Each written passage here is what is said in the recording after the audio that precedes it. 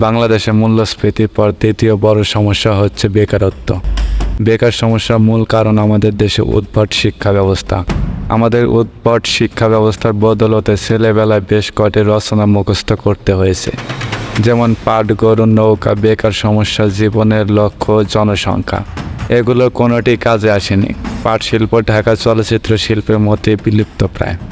গরু আর লাঙ্গল টানে না, নদীগুলো সব দূষিত। কিংবা ভূমিদস্যুর কবলে নৌকা ভ্রমণে আর চলে না। রচনা পড়ে চিকিৎসক হওয়া ছাড়া জীবনে আর কোনো লক্ষ্য থাকতে পারে বলে মনে হয়নি। নচিকেতার ডাক্তার গান শুনে সে লক্ষ্য এখন পানসে। জনবিস্ফোরণ এখন যা বিস্ফোরণে রূপান্তরিত হয়ে ট্রাফিক জ্যামের যান বের করে দিচ্ছে।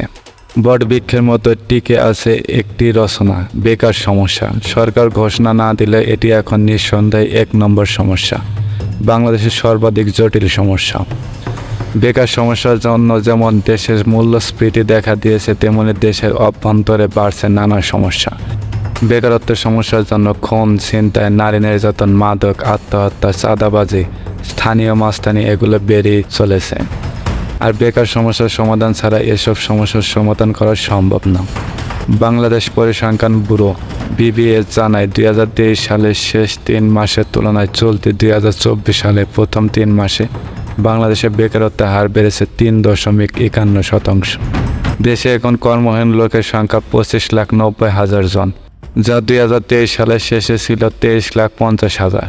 এই হিসাবে বেকার সংখ্যা বেড়েছে 2,40,000। 25 থেকে 30 লাখ তরুণ তরুণী শিক্ষিত বা অর্ধশিক্ষিত কিংবা সনদপ্রাপ্ত হয়ে শ্রম বাজারে ঢুকছেন প্রতি বছর। এর 10 ভাগের 1 ভাগ কর্মসংস্থান আমরা সৃষ্টি করতে পারিনি।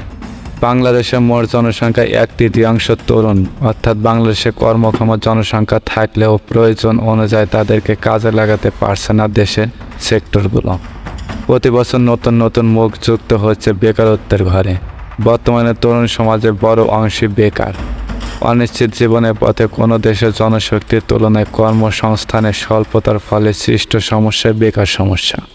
বাংলাদেশের অগ্রগতি ও উন্নয়নের পথে যেসব প্রতিবন্ধকতা রয়েছে, বেকার সমস্যা এর মধ্যে অন্যতম।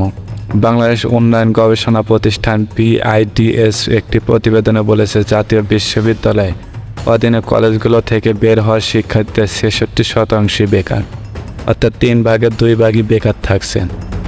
মাত্র 7% শিক্ষার্থী অন্য কোনো বিশেষ প্রশিক্ষণ নিচ্ছেন, 3% শিক্ষার্থী নিজের উদ্যোগে কাজ করছেন। অন্য একটি প্রতিবেদনে বলা হয়েছে, বাংলাদেশে উচ্চ শিক্ষা অর্জন করা 47% শিক্ষার্থী বেকার, যারা কোনো ধরনের কাজের সাথে জড়িত না। বিশেষজ্ঞদের অভিমত, বেকারত্বের হ্রাসের উপায় নিয়ে যদি এখনই কোনো ধরনের বিকল্প পলিসি নেওয়া না হয়, শ্রম বাজারে যদি চাহিদা তৈরি না হয়, তাহলে কর্মসংস্থান বাড়ানোর তেমন কোনো কারণ নেই।